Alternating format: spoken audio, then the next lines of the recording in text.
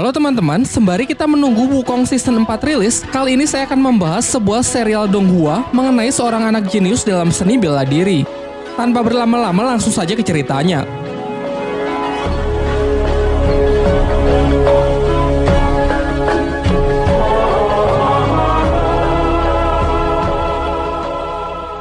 Adegan pertama diperlihatkan seekor rubah putih yang tengah berlari menghindari kejaran para pasukan yang mengincar batu pusaka yang ia bawa. Namun karena sudah terkepung, rubah tersebut memutuskan untuk meledakkan dirinya sendiri. Scene beralih ke sebuah rumah yang memperlihatkan seorang pria bernama Li Xiaowu yang tengah mabuk-mabukan. Hal ini karena pada 6 tahun yang lalu ia gagal mengalahkan petarung dari klan lain dalam sebuah turnamen antar klan yang membuatnya depresi selama bertahun-tahun. Putranya yang masih kecil bernama Lindong berlari keluar sembari mengingat masa lalu dari sang ayah pada 6 tahun silam. Pada waktu itu, ayahnya bertanding di final turnamen melawan Ling Langtian, seorang petarung yang terkenal sangat kuat dari klannya. Namun ayahnya yang memikul harapan besar sayangnya bisa dikalahkan hanya dengan sekali serangan saja.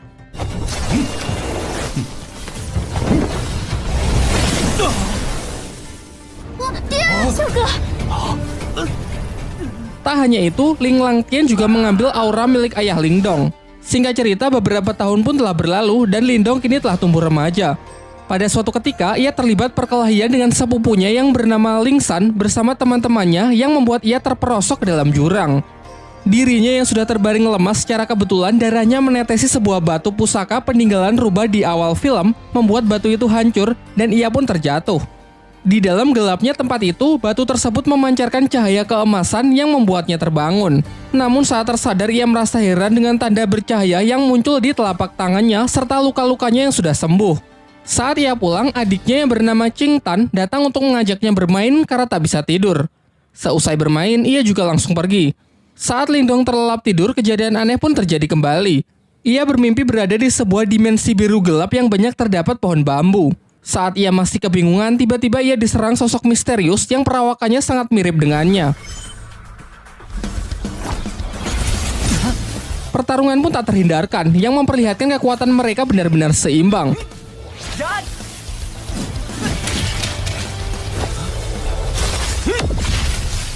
Di pagi harinya saat ia terbangun, ia dikagetkan dengan suara adiknya yang berteriak dari luar.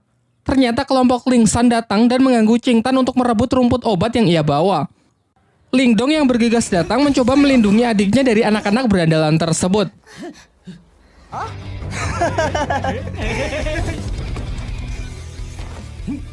Diperlihatkan kemampuan Lindong yang sudah meningkat pesat mampu menangkis seluruh serangan dari Ling San. Hingga ia akhirnya menyadari bahwa ia telah mengaktifkan teknik rahasia yang bernama tinju 7 suara.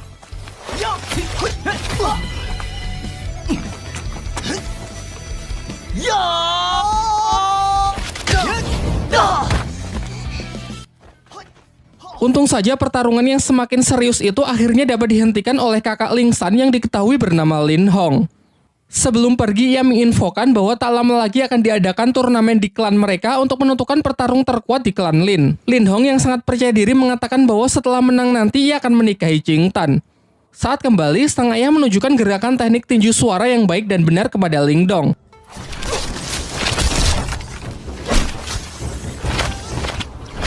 Ia pun berjanji akan melatih Lindong menggunakan berbagai teknik lainnya guna mempersiapkan diri untuk mengikuti turnamen. Di malam harinya, tiba-tiba Lindong melihat Qing Tan yang menggigil kedinginan karena auranya yang keluar tak terkendali. Secara mengejutkan, tanda cahaya di tangan Lindong menyerap aura dari adiknya tersebut dan mengubahnya menjadi 3 mutiara. Berkat itu, keadaan Qing Tan pun mulai membaik. Dan sebagai hadiah, Lindong memberikan mutiara tersebut kepada adiknya dengan syarat kejadian ini harus dirahasiakan, termasuk dari kedua orang tuanya. Keesokan harinya, Lindong kembali memulai latihannya dan berhasil meningkatkan ketahanan tubuhnya.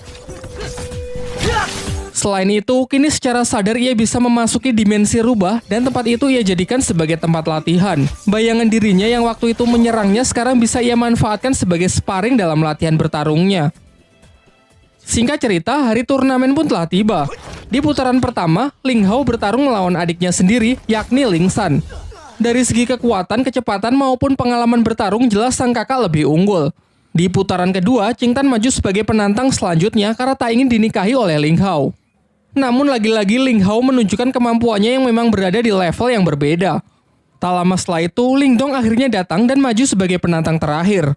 Dalam pertempuran itu, semua dibuat sangat terkejut melihat peningkatan kekuatan tempur Ling Dong, ditambah lagi ia mampu menggunakan teknik tinju 7 suara. Belum lagi peningkatan durability-nya yang mencapai level tinggi dapat menahan seluruh tekanan yang diberikan oleh Ling Hao. Tak hanya mampu menangkis seluruh serangan dari lawannya, Ling Dong yang mampu mempraktekkan latihannya di dalam dimensi lain dapat melancarkan serangan-serangannya yang secara akurat membuat Ling Hao sangat kewalahan.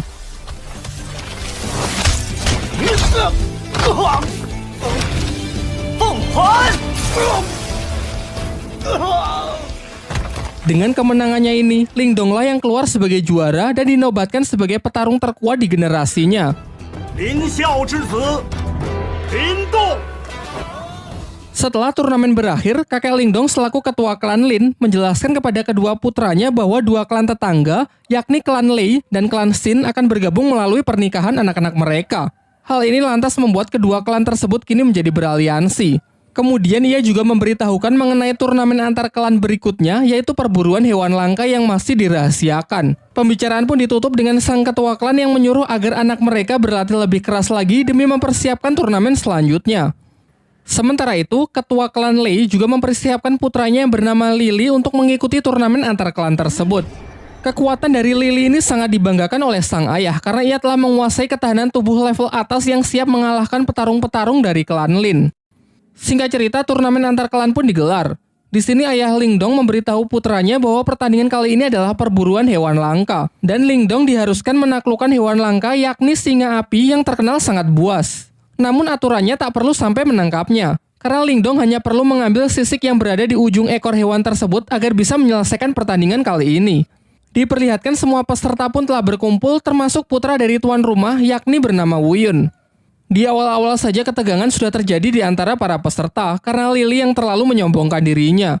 Singkatnya aturan pun dibacakan di mana mereka harus mendapatkan sisik singa api agar bisa memenangkan pertandingan dan dilarang keras untuk berusaha saling membunuh satu sama lain. Ketika Ling Dong bersama adiknya berusaha menemukan singa api, ternyata Lily bersama timnya berhasil menemukannya terlebih dahulu. Namun mereka terlihat kesulitan menaklukkan hewan buas tersebut. Sementara itu dari kejauhan, Ling Dong hanya mengamati mereka dan menunggu kesempatan yang tepat untuk bertindak. Sampai muncullah dari belakang tim Wu Yun yang menawarkan kerjasama.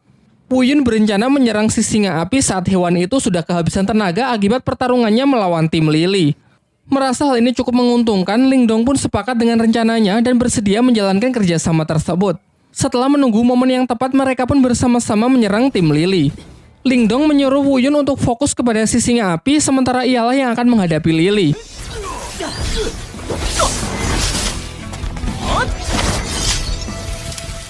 Singkatnya, berkat kerjasama yang baik, Wu Yun mendapatkan kesempatan untuk menebas sisik singa api tersebut dan segera pergi meninggalkan medan pertempuran setelah mendapatkannya. Sayangnya Wu Yun yang terlalu senang akhirnya lengah dan masuk ke dalam jebakan Lily yang sebenarnya sudah disiapkan untuk menangkap si singa api.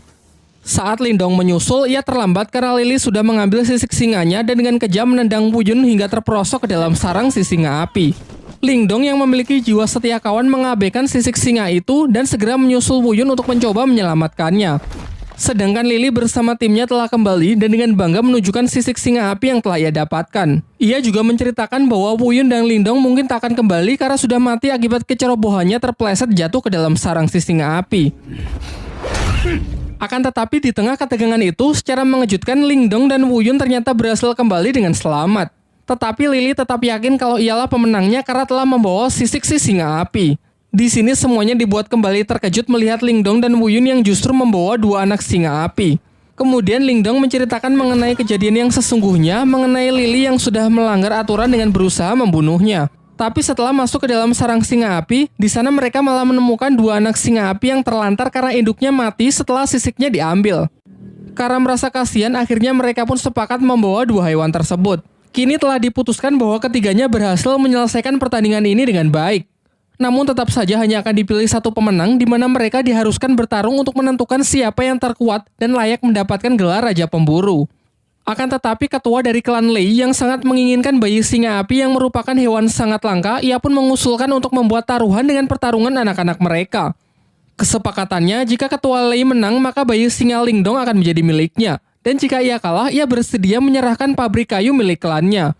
Pernyataannya ini sontak membuat semuanya sangat terkejut karena pabrik kayu adalah aset yang sangat berharga milik klan Lee dan ia mau bertaruh demi bayi singa tersebut.